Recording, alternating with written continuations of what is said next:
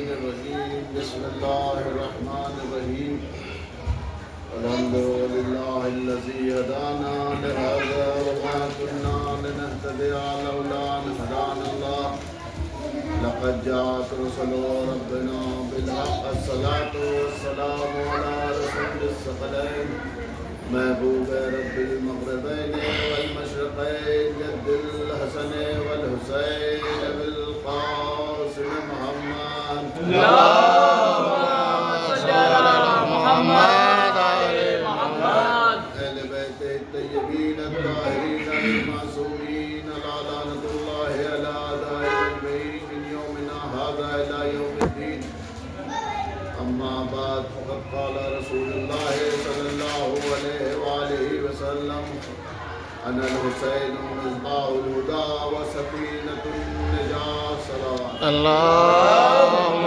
صل على محمد وعلى محمد ارشاد سرور کائنات ہے کہ میرا حسین ہدایت کا روشن چراغ ہے اور نجات کا سفینہ. اور انسان کی دو زندگیاں ہیں. ایک اس دنیا کی زندگی ہے کہ جو ہمارا آپ جی رہے ہیں, اس میں ہمیں ہدایت کی ضرورت ہے, اور زندگی کے بعد جو ہماری موت کے بعد زندگی شروع ہونے والی ہے اس میں ہمیں نجات کی ضرورت ہے. رسول خدا کی اس حدیث سے بات واضح ہو گئی کہ جو بھی حسین سے وابستہ ہو جائے گا اس کی دنیا بھی سنور جائے گی اور آخرت بھی سنور جائے گی. ایک صلوات پڑھنا. محمد علی محمد. کسی حوالے کی ضرورت نہیں ہے, آپ بارگاہ حسینی میں موجود ہیں.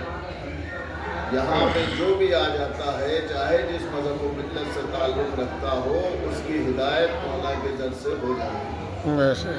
اور دنیا میں بھی جو پریشانیاں اسے گھیرے ہوتی ہیں اس سے بھی نجات مل جاتی ہے, اور ان کے در سے وابستہ ہونے کے سبب سے آخرت کی منزل میں بھی جہنم سے انسان کو نجات مل جاتی ہے. اور امام حسین علیہ السلام وہ کریم ذات ہے کہ جو کہ نہ مذہب و ملت کی قید رکھتا ہے. اگر آپ یوں دیکھیں کہ مسائل جو ہیں اسلام کے اندر کہ اگر آپ کچھ تفصیل کرنے لگے, مثال کے طور پہ اگر زکوٰۃ نکالی ہے یا خمس نکالا ہے تو شرط ہے کہ وہ کلمہ گو ہو اور عبادت گزار ہو, نیک کام کرتا ہو, اسے دیا جائے. لیکن بارگاہ حسینی وہ ہے کہ یہاں اگر گناہ گار بھی آتا ہے تو اس کے گناہ معاف کر کے اسے عطا کر دیا جاتا ہے. سبحان اللہ. اور دنیا میں جب انسان امام حسین علیہ السلام کے احسان کے تلے دب جاتا ہے تو اپنے آپ راہ دین کو اختیار کر لیتا ہے. اور یہاں پہ آپ دیکھتے ہیں بظاہر تو ہمیں شکل نظر آتی ہے کہ یہ ہمارے اسلام کے باہر ہیں, لیکن جو ان کے در پہ آ گیا وہی اصل میں مسلمان ہے, اور جس نے ان کے در کو چھوڑ دیا وہی اصل میں کافر ہے. جو ان کے در سے انکار کرے وہی کافر ہے, کیونکہ اللہ نے انہی کے ذریعے سے اپنی معرفت ہم تک کے پہنچائی ہے. تو جو ان کو نہ پہچانے گا وہ اللہ کو کیا پہچانے گا. ان کا کرم ہے اور ان کے کرم ہی کے شکر میں یہ عزاداری ہوتی ہے. ابھی جو آپ نے علم اٹھایا یا ہم اور آپ علم اٹھاتے ہیں, سبیلے کرتے ہیں, تو کیوں کہ آپ نے یہاں کوئی حاجت طلب کی اور آپ کی حاجت جب پوری ہوئی تو آپ نے شکر کے طور کے اوپر مجلس برپا کی اور علم اٹھایا. اور یہ عزاداری اسی لیے ہے کہ احسان امام حسین علیہ السلام کا شکریہ ہے.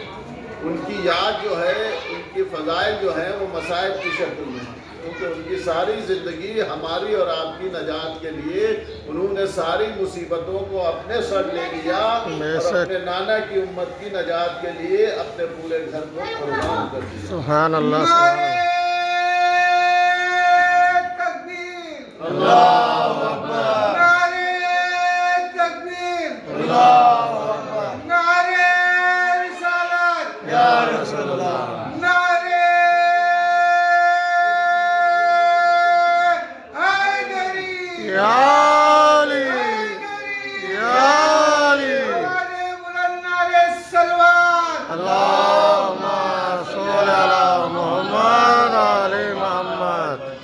اپنے گھر کو قربان کیا تو اس کا مقصد ہماری اور آپ کی نجات ہے. اور اس मकसद को लोगों किताबों के ज़रिए से समझने की नहीं ज़रूरत है, बल्कि दर हुसैन पे आके देखो तो आज भी सब कुछ जिंदा तुम्हें नजर आएगा। किसी हवाले की ज़रूरत नहीं है कि आज भी उनके दर से सब कुछ बढ़ रहा और इनके दर से औलाद मिलती है। तो जब हम लोग इनके दर पे मांगते हैं तो लोगों को ये परेशानी होती है कि ये आप शिर्क कर रहे हैं, आप इनसे क्यों मांग रहे हैं? तो इनसे इसलिए मांग रहे हैं कि अल्लाह की मर्जी को समझिए कि अल्लाह किस जरिए से देता है, अल्लाह किस जरिए से अता करता है। तो उस जरिए का नाम है नामी इमाम हुसैन अलैहिस्सलाम। और आप इनके दर पे कोई भी अपनी हाजत रखें तो वो पूरी हो जाती है, लेकिन औलाद जब इंसान को ज़रूरत होती है कि जो किसी के इम्कान में नहीं है तो वो इनके दर पे आने के बाद मिल जाती है। अब लोगों को ये एतराज़ है कि आप इनके दर पे मांगते हैं और ये शिर्क है। तो एक बुजुर्ग ने कहा कि आप कहते हैं कि सब कुछ अल्लाह के इख्तियार में है और वही सब कुछ करता है, तो जब हम इनसे मांगते हैं तो वो पूरा क्यों हो जाता? जब अल्लाह सब